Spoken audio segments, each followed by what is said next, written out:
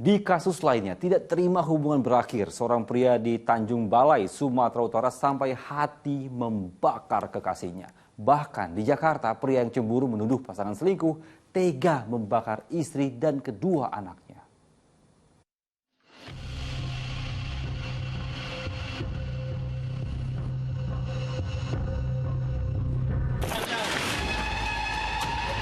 Di rumah kontrakan di Cakung, Jakarta Timur inilah tempat ibu dan kedua anaknya yang masih remaja dibakar oleh sang kepala keluarga.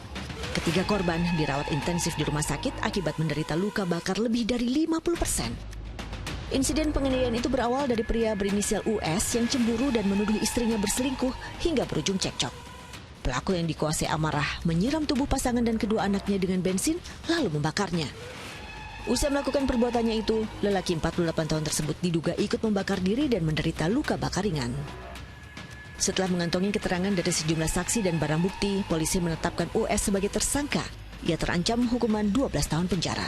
Polres Metro Jakarta Timur sudah menetapkan terhadap U sebagai tersangka. Dan saat ini dalam penahanan oleh Polres Metro Jakarta Timur. Penganiayaan serupa juga terjadi di Tanjung Balai, Sumatera Utara. Seorang pria yang tak terima hubungannya berakhir sampai hati membakar tubuh kekasihnya.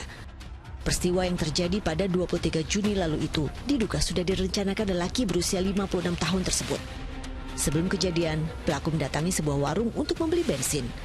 Bahan bakar minyak tersebut lantas disiram ke tubuh pasangannya dan disulut api. Akibatnya, korban terluka bakar hingga 40% di bagian wajah dan tangan. Aparat segera menahan pelaku dan menetapkannya sebagai tersangka. Ancaman hukumannya pidana berat karena tindakannya mengancam nyawa korban. Tersangka melihat korban datang, sekitar itu juga tersangka langsung menghampiri korban dan sudah membawa Pertalite ini, dan saat itu ada cekcok. Kemudian tersangka langsung menyiramkan Pertalite ini ke tubuh korban dan langsung memetik mancis.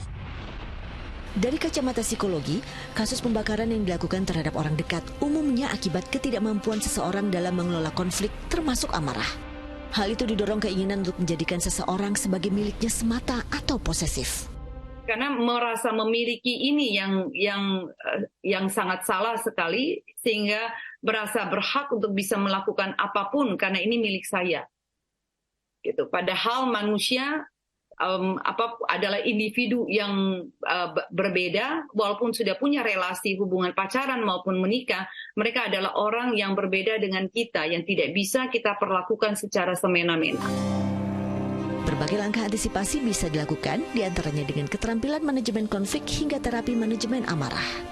Manajemen konflik, anger management perlu diajarkan, perlu dipunyai oleh setiap orang. Sehingga di dalam satu relasi hubungan, komunikasi bisa berjalan dengan baik.